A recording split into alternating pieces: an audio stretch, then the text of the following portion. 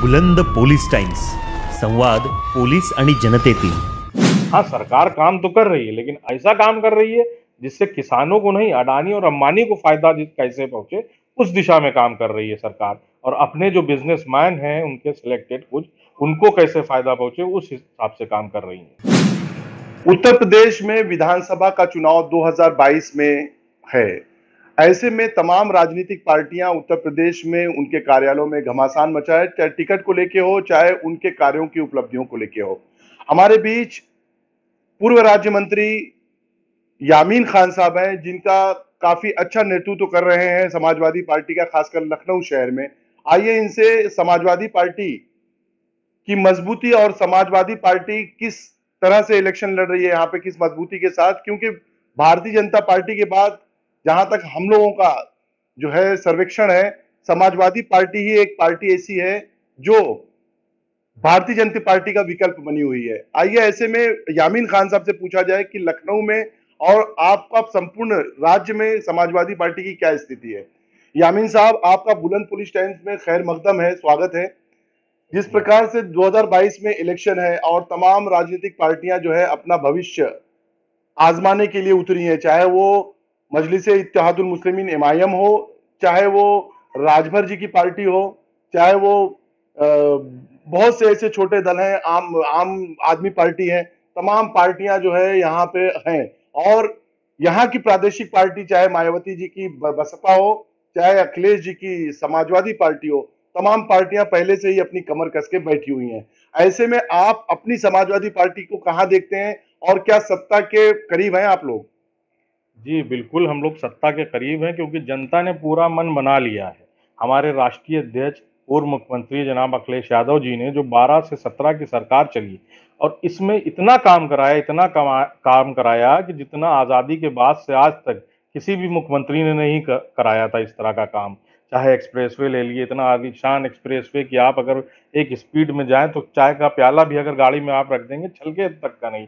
Metro ला के लखनऊ में और पूरे प्रदेश को लिंक किया, सारी रोडें अच्छी करी, और आईटी हब अब सब ला के इतना काम करा दिया कि जनता आज उनको उम्मीद की नज़र से देख रही है।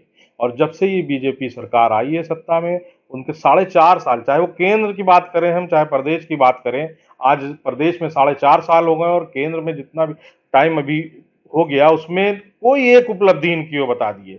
इन्होंने ना केंद्र में कोई काम केंद्र सरकार ने कराया, ना प्रदेश सरकार ने कराया। वादे तो बहुत किए इन्होंने, 15-15 लाख अकाउंट में आएगा, ये सब कर जितने अकाउंट भी थे सबको लाइन में लगवा दिया उन्होंने। और अगर लॉकडाउन की बात करें, लॉकडाउन में कोई एक बीजेपी के नेता, चाहे सरकार के कोई नुमाइंदा ले लें, अगर चाहते तो ये जनता की बहुत मदद कर सकते थे। लेकिन पहला लॉकडाउन जब हुआ, आपने देखा कैसे हमारे गरीब मजदूर पैदल पैदल बॉम्बे से गुजरात, गुजरात से लखनऊ, कहाँ कहाँ पैदल भटकते हुए आए, पैरों में छाले पड़ गए, कई लोगों की मौतें हो गई, कई महिलाओं के उसी चरण में बच्चे तक हो गए, चलते चलते पैरों में छाले, कई मौतें। लेकिन इस सरकार ने जरा भी कान पे जू ना रहनी। चाहते तो ये इन लोगों को बसें अवेलेबल करवा के, सैनिटाइज करा के भेज सकते थे, लेकिन इनको जनता के दुख दर्द से कोई मतलब नहीं। इनको पता है कि इनको क्या करना है, इनको कोई काम नहीं कराना है, इनको सिर्फ और सिर्फ जनता का मन आखिरी में चुनाव के टाइम बदल देना है। चाहे वो धर्म के उससे ये कोई ना कोई दंगा, कोई ना कोई फसाद करा के, चाहे पुलिस के थ्रू, अभी एटीएस की जो टीम बनाई है उसमें 1000 लोग का सुनना चिन्हित कर रहे हैं। यही सब मुद्दे इनको लाना है, और आखिरी में ये चुनाव को डाइवर्जन करके हिंदू मुसलमान पे ले जाना चाहते हैं। यही इनकी नीति है। ये कोई ना काम कराया है, ना कराना चाहते हैं, और ना इनकी सोच है वहां तक। आप गड्ढों की बात करते हैं प्रदेश की, आज लखनऊ में आप जिस तरफ भी जाइए, आज से नहीं साल भर से हर तरफ गड्ढे ही गड्ढे आपको मिलेंगे। लखनऊ प्रदेश की जो राजधानी है, वहां सब गड्ढे मिलेंगे, जहां सारे विधायक, जहां मुख्यमंत्री भी रह रहा है। जब वहां गड्ढे, तो प्रदेश में सोचिए क्या हाल होगा।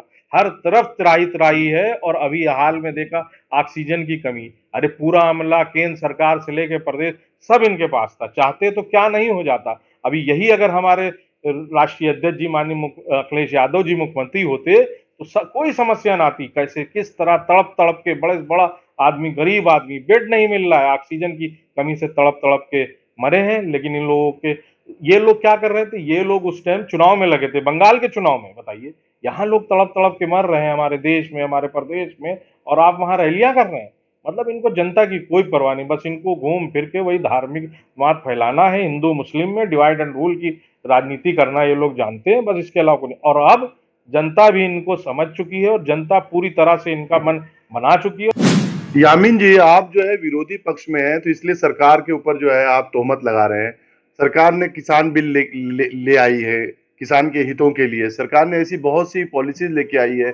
आयुष्मान भारत की पॉलिसी लेके आई है, बहुत सी पॉलिसीज ऐसी लेके आई जिससे जनता को फायदा हो रहा है। ऐसा मुख्यमंत्री योगी आदित्यनाथ जी ने अपने जो है बहुत से भाषणों में कहा है। कोविड के लिए उन्होंने बहुत सी जो है सुविधाएं रखी है, हॉस्पिटल्स उन्होंने बनाए हैं, बहुत से सेंटर्स बनाए हैं, यहाँ तक कि गायों को भी जो है कोविड से बचाया जा सके, इसके लिए भी उन्होंने गौशाला में उसका इंतजाम किया है। आप क्योंकि विरोध में है, इसलिए जो आप उनका नकार रहे हैं। देखिए, अगर इन्होंने किसानों के हित में बिल बनाया होता तो आज का हमारा किसान कितने महीने से आंदोलनरत है बेचारे, चाहे सर्दी में, जाड़ा, गर्मी, बरसात, इतने महीनों से वो आंदोलन कर रहे हैं। अगर उनके हित का बिल होता तो क्या वो आंदोलनरत होते, क्या वो आंदोलन कर रहे होते?